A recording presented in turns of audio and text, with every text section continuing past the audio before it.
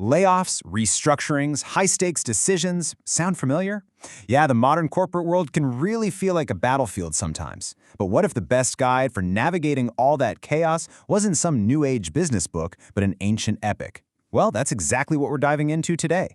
We're going to look at how the timeless wisdom of the Bhagavad Gita can be applied to the toughest challenges in HR. Seriously, this ancient text has a lot to say to the modern leader. Okay, to really wrap our heads around this, we need a powerful metaphor. So, picture this.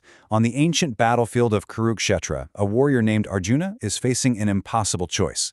He has to fight, but his enemies are his own family, his teachers. Now, fast forward to today. The HR leader, that's our modern-day Arjuna. And the boardroom? Well, that's the new battlefield.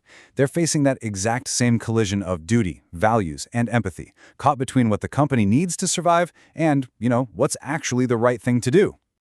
So, how do we get from that chaos to a place of clarity? Well, here's our roadmap. We'll start by digging into this idea of the boardroom as a battlefield and the paralysis it causes. Then we'll unpack two powerful concepts from the Gita, the path of equanimity and the yoga of action. And finally, we're going to bring it all together in a framework called HR Dharma. All right, first up, let's understand the terrain. Welcome to the boardroom battlefield. Yep, this is our modern-day Kurukshetra.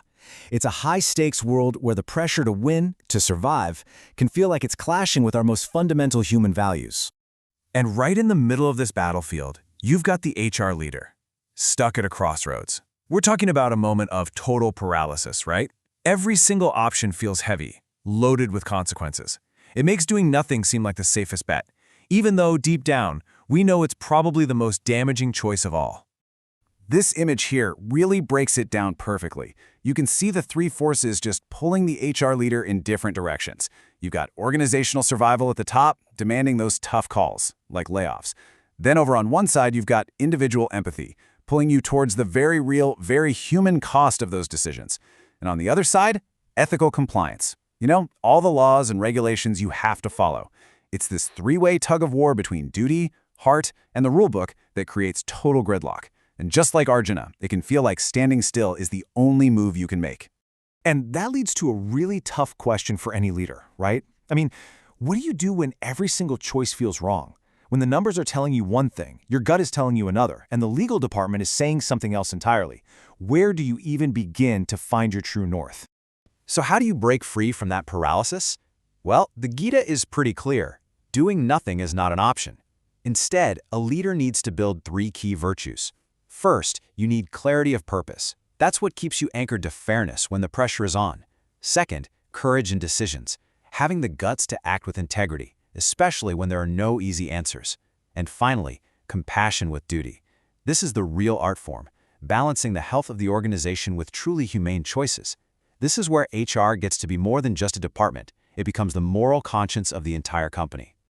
Okay, that all sounds great in theory, but how do you actually do it? Well, the first big idea from the Gita is something called equanimity. Think of it as finding your calm, stable center, right in the middle of the corporate chaos, the wins, the losses, all of it. And this quote right here, it gets to the very heart of it. Treat alike pleasure and pain, gain and loss, victory and defeat. Now, this isn't about being cold or emotionless, not at all. It's about finding a stable, principled core so that you can act consistently and fairly no matter what's happening, whether you're celebrating a record quarter or you're managing a painful downsizing. Okay, let's make this super practical. Think about performance management. Look at these scales. On one side, you've got all the good stuff: promotions, success, joy, and gain. On the other, the tough stuff: restructuring, hardship, pain, and loss. Now, a leader with equanimity doesn't pretend one side doesn't exist. Instead, they focus on the center of the scale, anchoring it with values-driven fairness. See, the goal isn't to stop the scales from tipping. That's just business. The goal is to make sure the process is fair and just, no matter which way they tip. And really, this is all about filtering out the noise. Equanimity is what gives a leader the clarity to rise above all the office politics, the personal biases, and, those vanity metrics that look good on paper but don't mean anything. It helps you cut through the mess and make sure that every decision you make is truly grounded in what your company says it values. All right, so building on that idea of balance, we get to the second key principle: karma yoga, or the yoga of action. This is a huge mental shift.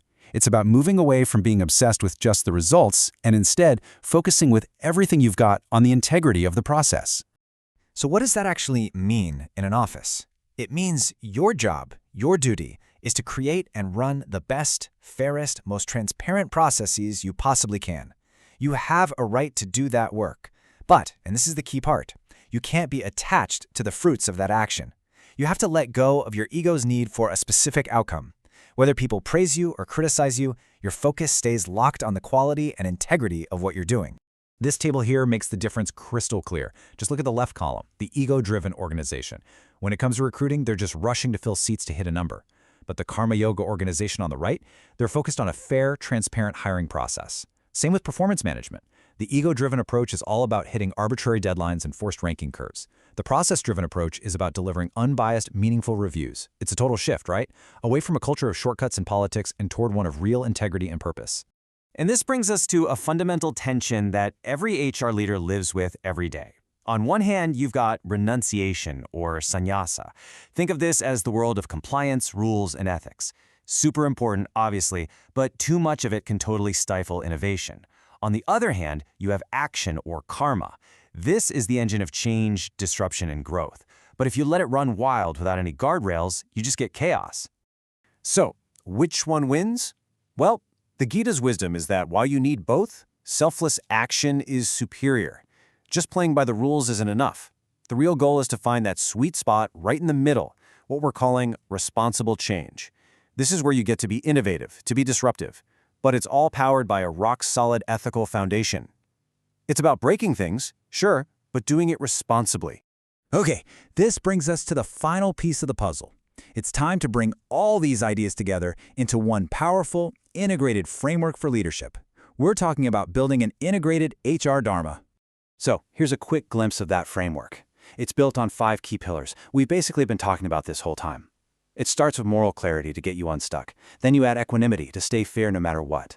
You commit to process integrity through Karma Yoga.